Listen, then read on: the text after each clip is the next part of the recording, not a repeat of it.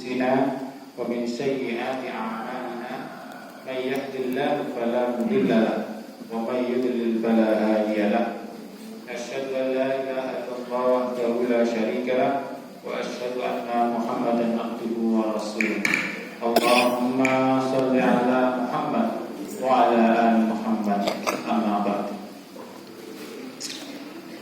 Hadirin jemaah Masjid Ar-Rahim yang dirahmati Allah, alhamdulillah rabbil alamin, puja dan puji syukur kita selalu kita panjatkan pada Allah Subhanahu wa taala yang pulang-pulangnya selalu berikan kita karunia, hikmah, nikmat, barokah dan rahmatnya kepada kita yang kita dapat menjalankan ibadah subuh dan juga puasa dalam keadaan sehat walafiat. Semoga Allah Salam tetap tercurahkan pada Nabi besar kita Muhammad Sallallahu Alaihi Wasallam yang telah membawa umat ini dari zaman jahiliyah menuju zaman yang terang benderang yaitu Islam. Hadirin yang dirahmati Allah,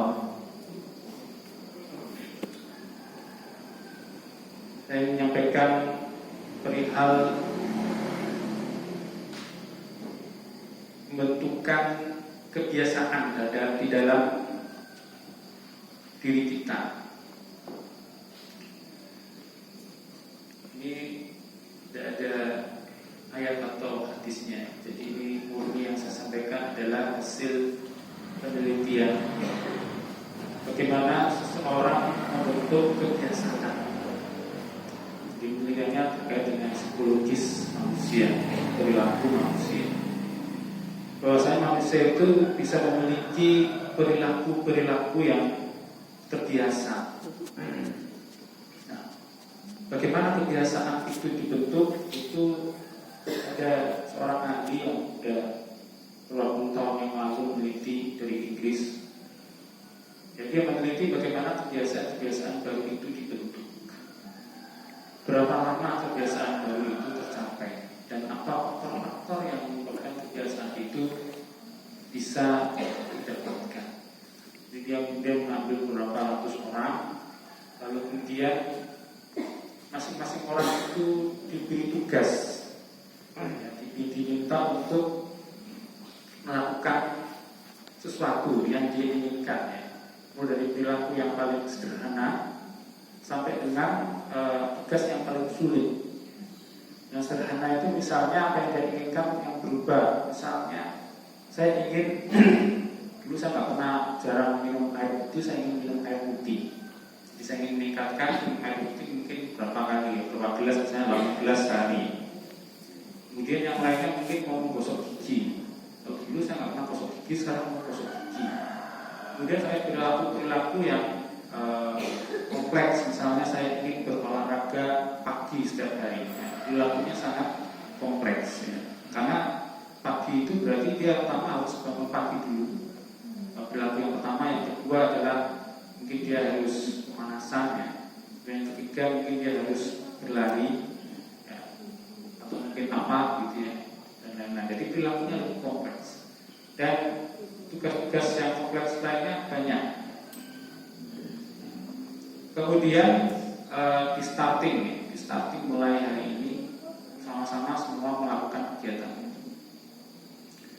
Nah, ada dalamnya dipilih adalah berapa kali dia melakukan hal itu dalam sehari, kemudian dalam seminggu, lalu kemudian dalam sebulan, hingga sampai kemudian yang dinilai adalah bagaimana melakukan kebiasaan itu tanpa harus berpikir lebih dahulu. Jadi otomatisasi. Nah, penelitiannya kemudian menyatakan bahwasanya kebiasaan baru itu terbentuk itu minimal adalah jika dia dilakukan selama 18 hari. Dan itu untuk kebiasaan-kebiasaan yang sederhana. Kebiasaan yang sederhana. Yang paling lama adalah kebiasaan yang perilakunya adalah perilaku yang kompleks tadi, yang terdiri dari beberapa macam kegiatan. itu kebiasaannya bisa sampai 120 hari. Jadi kurang lebih 3 bulan. Sehingga dengan demikian teori-teori yang menyatakan bahwasanya kebiasaan itu dapat dibentuk dalam waktu 7 hari, kemudian juga ada yang 21 hari. Nah, yang 21 hari ini hampir mendekati. Sehingga dengan demikian kita dapat mengambil hikmah dari penelitian ini adalah bagaimana otak manusia itu bekerja dalam membentuk kebiasaan. Jadi yang pertama ada yang merumuskan bahwasanya kebiasaan itu dibentuk dari 3 R. R yang pertama adalah reminder atau trigger atau pemicu kebiasaan.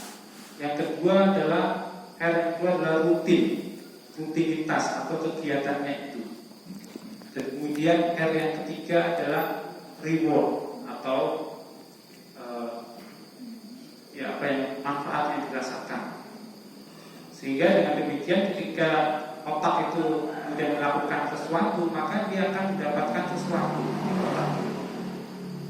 Yang dipikir oleh otak itu sebagai sesuatu hal yang menyenangkan, kemudian membahagiakan atau mungkin manfaat untuk dirinya. Nah, sehingga kemudian dengan demikian otak kemudian menyimpan atau mengingat hal itu ya, oh ini rasanya enak, oh ini rasanya menyenangkan, oh ini saya butuhkan.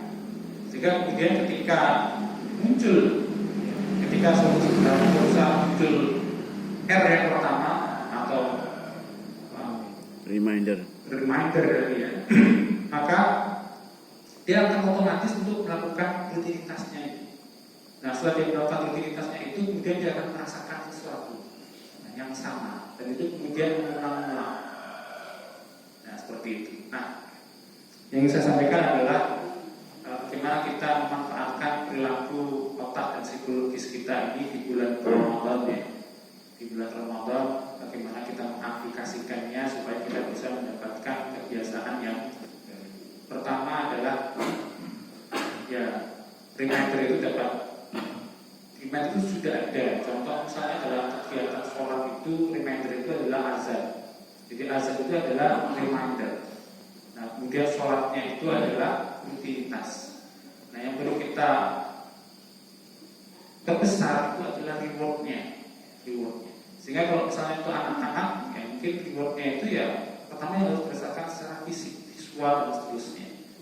Nah, makanya mungkin dikasih sesuatu. Kalau misalnya ke masjid itu rewardnya ada dapat jajanan, ya kan. Kalau Jumatan itu ada jajanan juga. Jadi itu akan membentuk reward. Nah, tapi bagi yang sudah dewasa, maka reward ini adalah sesuatu yang lebih bersifat nilai-nilai. Yang paling mudah adalah pahala. Kemudian reward yang lainnya bisa juga berarti adalah terhindar dari dosa. Nah, reward yang lainnya adalah nilai-nilai yang lebih dalam dari jiwanya. Apakah dia setelah sholat itu merasakan ketenangan atau tidak? Sehingga ini mungkin yang akan menjadi makna kegiatan. Apakah hal ini tidak menyentuh hati dan perasaannya, spiritualnya, itu kalau dalam kegiatan ibadah. Sehingga dalam hal ini kegiatan ibadah itu mungkin terus kita tingkatkan masalah hati kita.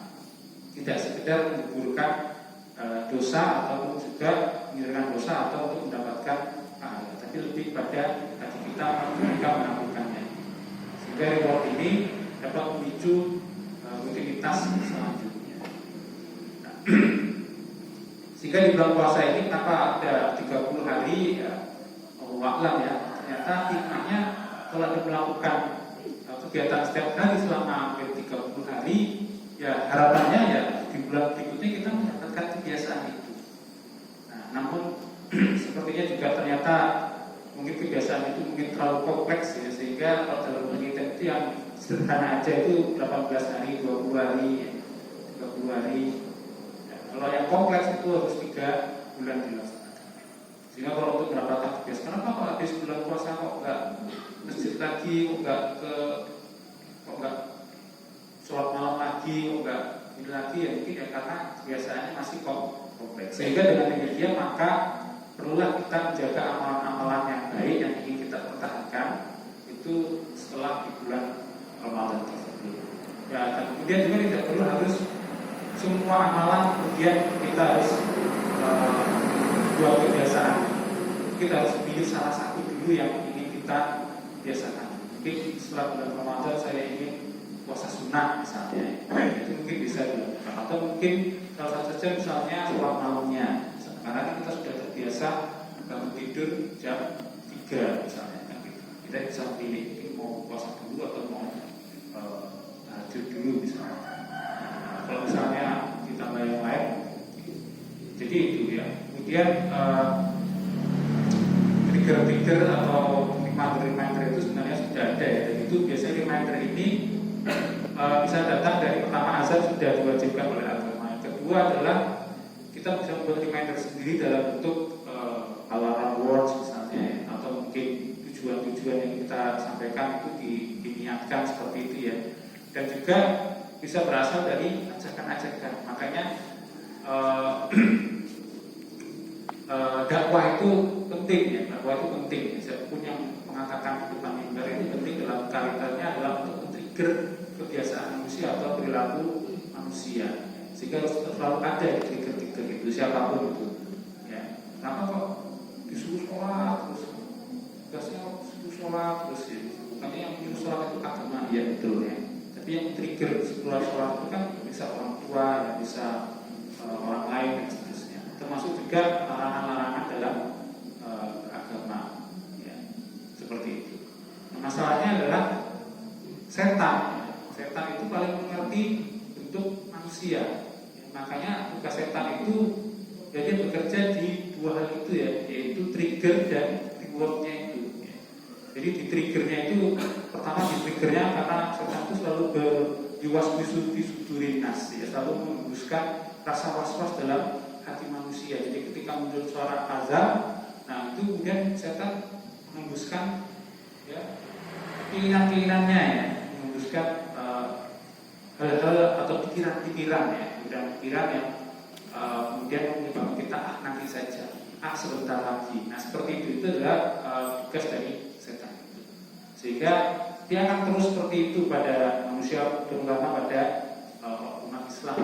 Gitu. Sehingga kita harus membentuk sistem yang melawan sistemnya setan itu. Ya, di antaranya ya komunitas yang baik, kemudian keluarga yang baik, ya kan? Kemudian teman yang baik, sehingga dengan demikian selalu men-trigger manusia untuk mengingatkan terus melakukan perbuatan-perbuatan baik. Sementara di dalam hati kita itu selalu ada hembusan-hembusan setan untuk menggagalkan semua hal itu. Ya, mungkin ini hikmah yang ingin saya sampaikan terkait dengan kebiasaan membuat Ramadan membentuk kebiasaan kita di kemudian hari. Akhirul kalam, kurang lebihnya mohon maaf apabila ada kurangan. Nasrullah wa fathul qarib wa basyiril muslimin. Assalamualaikum warahmatullahi wabarakatuh.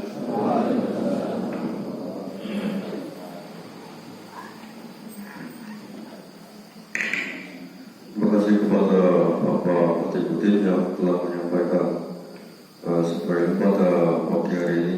Semoga ilmu yang telah disampaikan menjadi membawa manfaat serta menjadikan hikmah bagi kita semua serta menjadi